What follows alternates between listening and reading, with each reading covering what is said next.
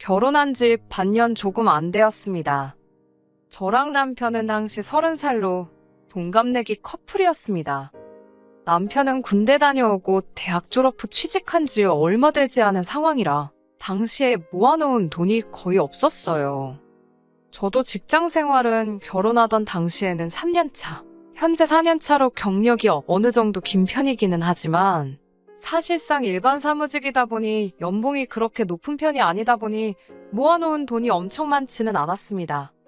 제가 모아놓은 돈이 5천만 원이었고 친정에서 결혼한다고 4천을 도와주기로 했어요. 그래서 제가 9천을 해가게 되었고 남편의 경우에는 모아놓은 돈이 따로 하나도 없었지만 시댁에서 1억을 해주기로 했습니다. 남편이 모아놓은 돈을 가지고는 신혼여행 및 결혼식 비용을 하기로 했어요. 그러니 따지고 보면 남편이랑 시댁이 2천 정도를 더 해온 거나 마찬가지지요. 그런데 거기에 더불어서 시부모님이 노후자금으로 가지고 계신 돈 6천만 원을 저희가 따로 빌리게 되었습니다. 다행히 저희가 사는 지역이 서울은 아니고 이 지역 집값이 그렇게 센 편도 아니다 보니 그 돈이면 신혼집을 충분히 구할 수 있었어요. 그런데 이왕이면 빌라보단 아파트, 작은 평수보단 큰 평수, 조금씩 눈을 높이다 보니 신혼집을 구하는 과정에서 돈이 살짝 모자라게 되었습니다. 그래서 시부모님의 노후자금을 저희가 빌리게 되었던 겁니다. 사실 신혼부부를 위한 대출제도도 잘 되어 있고 대출금리도 좋은 편이라서 그쪽을 알아보고 있었습니다. 어차피 결혼하자마자 아이를 가질 계획도 없었고 한동안 맞벌이 생활을 유지하려고 했기에 6천 정도 대출을 받는 게 저희 재정적으로 큰 부담이 되는 편은 아니었지요. 그런데 시부모님께서 저희가 대출을 알아보고 있다는 사실을 알게 되셨고 그러면 은행보다 이자를 더 싸게 빌려줄 테니 괜히 이자랍시고 은행 배불려주는 일 하지 말고 두 분 노후자금을 쓰라고 하셨어요. 저는 사실 내키지 않았습니다. 어떤 경우로든 가족끼리 돈으로 얽히고 싶지 않았어요. 저희가 빌려주는 상황이 아니고 빌리는 상황이었지만 제 입장에서는 그거나 똑같은 거라 생각했어요. 그런데 남편은 돈 한 푼이 아쉬운 상황에 절약을 할 수 있는 상황인데 뭐하러 거절을 하느냐 하면서 그냥 시부모님 돈을 빌려다 쓰자고 하는 겁니다.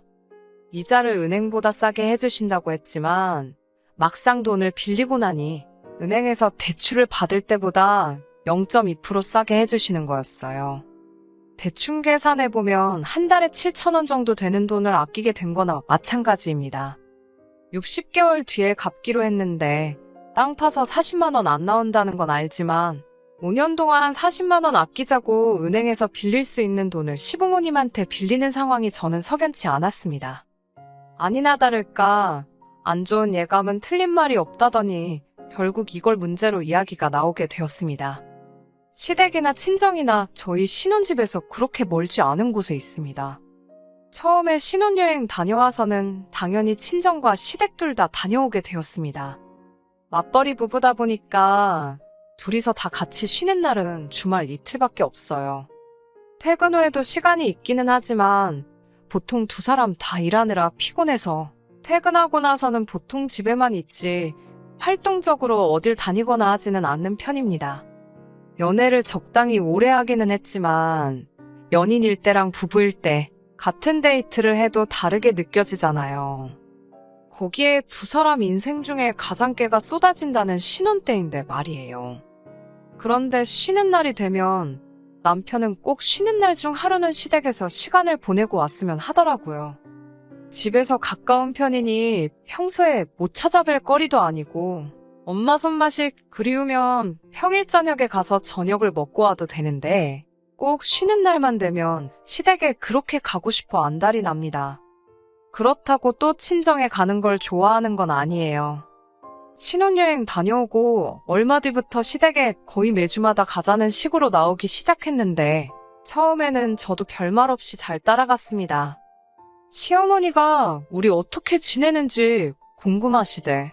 얼굴 보고 싶으시대라는 이유를 대면서 시댁에 가려고 하는데 그 말을 듣고 며느리인 제가 시댁에 가기 싫다 어떻게 말을 하겠어요.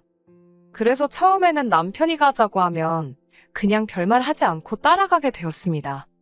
그런데 그렇게 한두 번 따라갔더니 그 후에는 그냥 이유도 없이 쉬는 날만 되면 시댁에 가는 게 일상이 돼버리더라고요.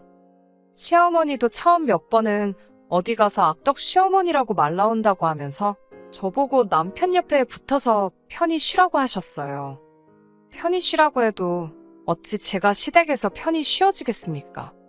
남편한테야 원래 결혼 전까지 지가 살던 지네 집이었으니 내 집인 것 마냥 두 다리 쭉 뻗고 소파에 기대서 앉아있거나 아예 소파에 벌렁 드러누워서 콧노래를 흥얼거리거나 하지만 편하게 있으라는데 그 자리에 앉아있는 제 마음이 얼마나 무거울지는 아실 분들은 아마 다 아실 거라 생각해요.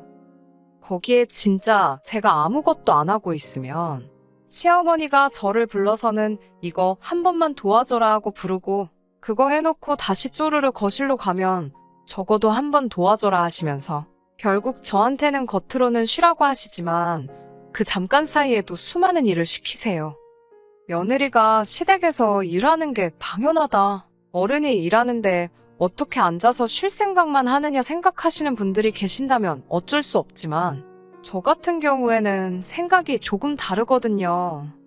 남편이 먼저 나서서 같이 도와줬다면 남편도 똑같이 일을 하고 있었다면 아마 저도 기분 좋게 불평불만 없이 같이 도와드릴 수 있었을 거예요.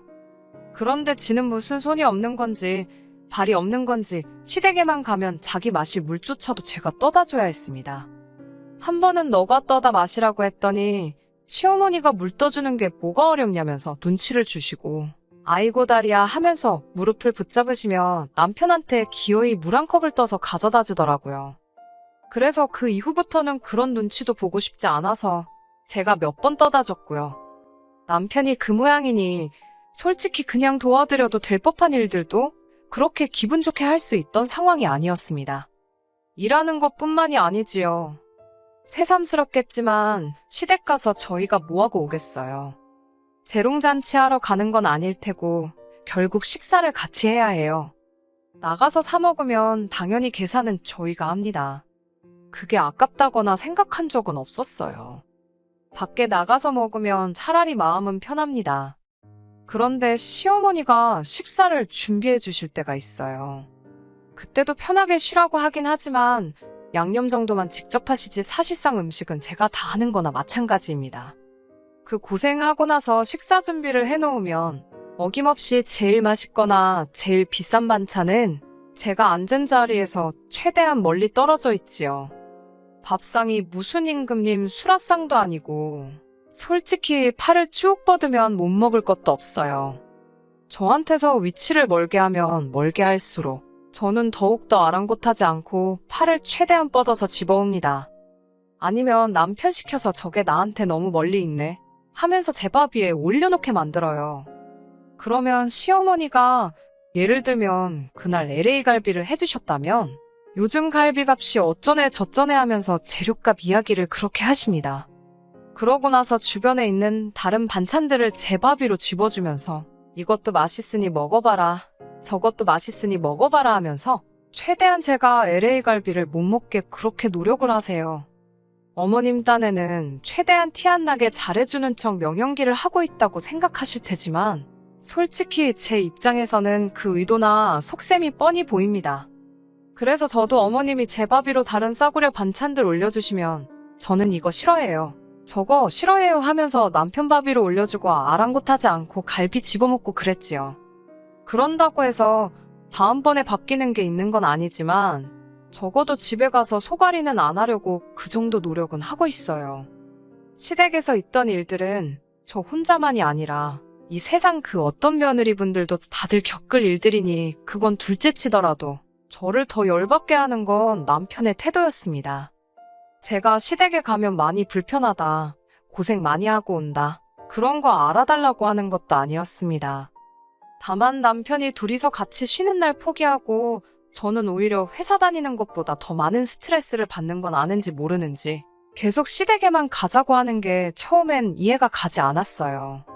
지 가족, 지 부모님 보고 싶어서 그러는 거 이해하겠는데 저도 제 가족이 있고 제 부모님이 있고 친정 부모님도 저희 신혼집에서 엎어지면 코다울 거리에 계십니다. 그래서 매주마다 자꾸 시댁에 가자고 하길래 이번엔 그냥 넘어가선 안 되겠다 싶어서 남편이 시댁 가자고 선수치기 전에 친정에 가자고 먼저 이야기를 꺼냈습니다. 그러니 남편이 대번에 처가에는 무슨 일로 가느냐고 묻더라고요. 거의 매주마다 시댁에 가서 시부모님하고 같이 저녁 먹고 오지 않냐. 나도 오랜만에 친정 부모님하고 같이 식사를 하고 싶으니 이번 주는 시댁 말고 친정에 가자. 이렇게 이야기를 했어요. 제가 무리한 부탁을 한 것도 아니고 한 번 시댁에 가면 친정에도 한 번은 가자고 하는 말이나 마찬가지였습니다. 그런데 남편은 얼굴에 오만상을 쓰더니 친정에 가면 자기 불편하다고 갈 거면 저 혼자 다녀오라고 하더군요. 여태까지 시댁 다닐 때는 가기 싫다는데도 몸 말도 안 되는 이유를 대면서 저를 데려가 놓고선 막상 친정에 가자니까 오만상 얼굴을 찌푸리며 불편해서 싫다고 하니 어이가 없었습니다. 그래서 저도 똑같이 말을 했지요. 나도 시댁 가면 불편하다. 너가 친정 가는 게 불편해서 나 혼자 다녀오라고 하는 거면 무슨 말 하는 건지 잘 알겠고, 나도 시댁에 가면 불편하니 앞으로 시댁 갈 일 있으면 너 혼자 다녀오라 한마디 했습니다. 그랬더니 남편이 그건 무슨 경우냐고 하더라고요. 경우는 무슨 경우냐고, 내로남불도 아니고 내가 시댁 따라가는 건 군말 없이 바늘에 실 가듯 따라가야 하는 거고, 너가 친정 갈 때는 너 기분 따라 가고 말고 정하는 게 말이나 되냐고, 불공평한 거 아니냐고 했습니다. 그러니까 남편은 그 상황을 가지고 원래 그런 거라고 하더라고요. TV를 봐도 어디를 봐도 남편이 마누라가 친정에 가면 마누라 친정 갔다고 좋아하는 장면은 있어도 남편이 시댁에 가면 여자들이 남편 시댁 가서 너무 좋다고 하는 장면 본 적이 없지 않냐고 하는 겁니다. 말인즉슨 친정에는 여자가 혼자 가는 게 맞는 거고, 시댁에 갈 때는 당연히 며느리인 제가 남편과 같이 가야 하는 게 맞다고 하는 거예요.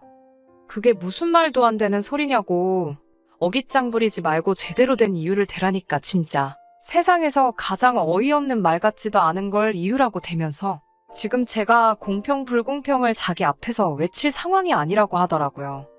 무슨 근거로 그런 생각을 하고 있느냐고 했더니 저희 결혼할 때 결혼자금 이야기를 하는 겁니다. 우리 부모님, 그러니까 시부모님 아니었으면 지금 우리 이 집에다가 살림이나 차렸겠냐는 어이없는 소리를 하는 겁니다. 여태껏 연애했던 기간과 결혼 생활 통틀어서 했던 말 중에 제일 어이없는 소리였어요. 얼마나 어이가 없었으면 콧방귀조차 안 나오더라니까요. 어머님 아버님이 그 돈을 그냥 해주셨냐고 따졌습니다.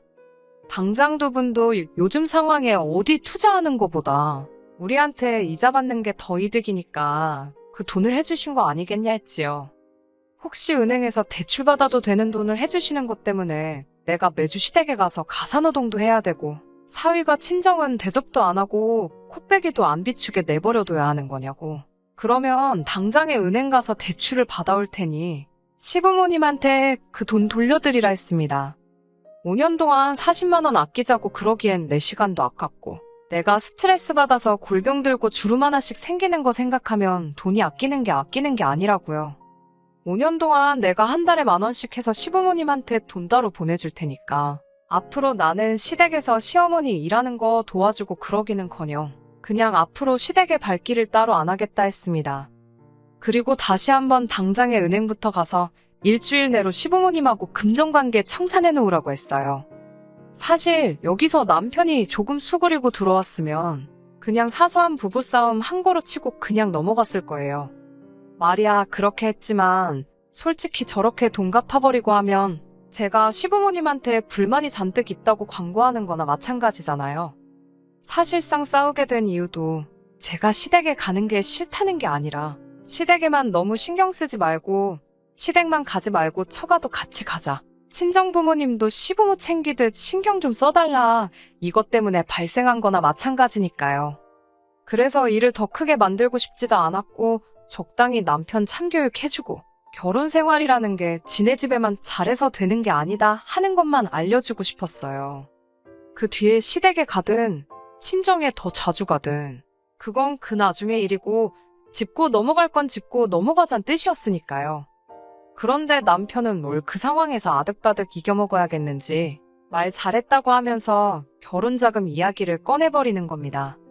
솔직히 시부모님이 1억을 도와주기는 했는데 남편이 모아놓은 돈이라고는 1,000만 원도 안 돼서 결혼식 비용하고 신혼여행 다녀오고 나니 남는 것도 없었거든요. 지가 모아놓은 돈은 한 푼도 안 들어가는 거나 마찬가지였는데 큰 소리를 치면서 내가 1,000만 원을 더 했네, 네가 덜 했네 따지고 계산하더라고요. 실제로 제가 해온 게 친정부모님 돈 합해서 9천 정도였으니 남편 말이 틀리지는 않았고 여전히 시댁하고 남편 쪽에서 1,000만 원 더 해온 게 맞지요. 방금 전까지는 시댁에서 빌린 돈도 해온 거라고 우겼지만 그걸 빼고서라도 여전히 자기 쪽에서 해온 돈이 더 많으니 제가 시댁 눈치를 봐야 한다고 끝까지 지 고집을 부리면서 한마디를 안 지려고 하더라고요. 제가 연애할 때 제 눈치 많이 보면서 제 기분 맞추려고 그렇게 노력하던 사람하고 같은 사람인가 싶었습니다. 결혼하고 나서 저렇게 180도 바뀌어서 가족들밖에 모르는 사람이 될 거면 왜 대체 결혼을 하려고 하는가 했는데 지금 와서 생각해보니 그 이유를 알겠더라고요.